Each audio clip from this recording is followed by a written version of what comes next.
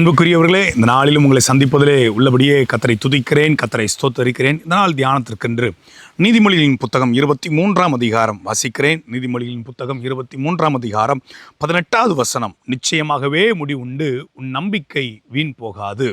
நிச்சயமாகவே முடிவுண்டு உன் நம்பிக்கை வீண் போகாது. தெய்வ பிள்ளைகளே, இந்த வசனம் எல்லாருக்கும் பிடிச்ச வசனம். எல்லாருக்கும் எப்போதும் நினைவில் அதிகமாக ஜெபிக்கக்கூடிய வார்த்தைகள். எப்போ பேசினாலும் அது எல்லா காரியத்துக்கும் பொருந்துகிறது போல இருக்கும். ஆனால் சில நியமங்களோடு, சில கட்டளைகளோடு கூட இந்த வார்த்தையை இந்த ஆக்கியோன் எழுதும்போது இதை எழுதுகிறார். இதற்கு முந்தின வசனம் 17ஆம் வசனம். உன் மனதை பாவிகள் மேல் பொறாமை கொள்ள விடாதே, நீ நாடோறும் கர்த்தரை பற்றும் பயத்தோடு நிச்சயமாகவே முடிவுண்டு நம்பிக்கை வீண் போகாது. நான் ஏற்கனவே இதை குறித்து நான் பேசியிருப்பேன். ஆனால் இந்த நாளில் மீண்டும் பேசும்படியாக ஆண்டவர் எனக்கு அழுத்தமாக இந்த ஏற்ற சமயத்தில் சொல்லப்படக்கூடிய வார்த்தையாக இது இருக்கும் என்பதில் நான் கர்த்தருக்குள்ளே விசுவாசிக்கிறேன். ஒன்று புரிந்து கொள்ள வேண்டும், நிச்சயம் முடிவுண்டு. என் வாழ்க்கையில் எல்லா காரியங்கள்லையும் கர்த்தருடைய தலையிடுதல் இருக்கும், நிச்சயம் நம்புகிறேன். ஆனால் என் வாழ்க்கையில் நாள்தோறும் கர்த்தரை பற்றும் பயத்தோடு இருக்கிறேனா? நிச்சயமாகவே முடிவுண்டு. ஆனால் நீ நாள்தோறும் கர்த்தரை பற்றும் பயத்தோடு இரு. எப்போதும் கர்த்தரை பற்றிக்கொள்.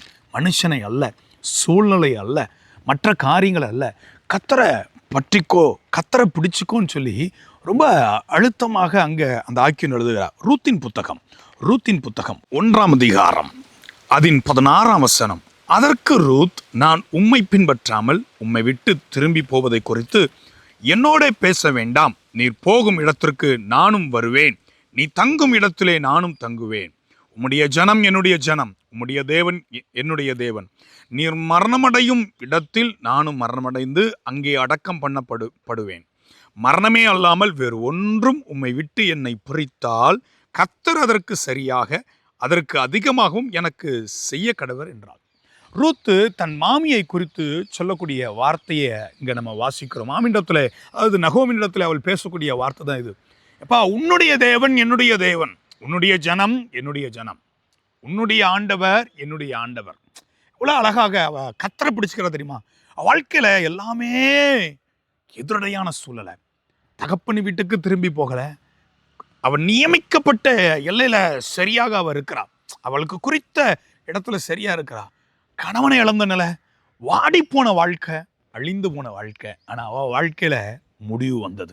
அவளுடைய சந்ததியில் தான் இயேசு கிறிஸ்து பிறக்கிறார். தெய்வ பிள்ளைகளே, நான் ஒன்று சொல்லுகிறேன், நீங்கள் நாள்தோறும் கர்த்தரை பற்றும் பயத்தோடு இருப்பீங்கன்னா, கர்த்தரை சார்ந்திருப்பீங்கன்னா, வேற எதுவும் இல்லை, நான் கர்த்தரை முழுமையாக என்னை பிடிப்பேன் அப்படின்னு சொன்னீங்கன்னா, முடிந்ததுன்னு சொன்ன ரூத்தின் வாழ்க்கையை கட்டின ஆண்டவர் உங்கள் வாழ்க்கையை கட்ட மாட்டாரா? உங்கள் வாழ்க்கையை கட்ட மாட்டாரா? சங்கீதங்களின் புத்தகத்தில் 69ஆம் சங்கீதத்தில் தேவன் தனிமையானவர்களுக்கு வீடு வாசல்களை ஏற்படுத்தி கட்டுண்டவர்களை விடுவிக்கிறார் என்று சொல்லி வேதத்தில் வாசிக்கிறோம். ஆண்டவர் உங்களுக்கு விடுதலை அருள மாட்டாரா?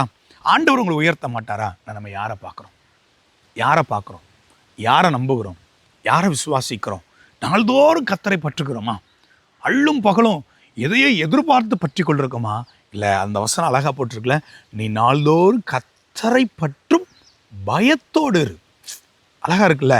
நீ கர்த்தரை பற்றிக்க, அவற்றை எதிர்பாருன்றது மாத்திரம் இல்லை, நீ பயந்து அவரை பின்பற்ற அப்படின்னு சொல்லி. கர்த்தருக்கு பயந்து அவர் வழிகள் நடக்கிற மனுஷன் எவனோ என்று சொல்லி 128ஆம் சங்கீதத்தில் வாசிக்கிறோம்.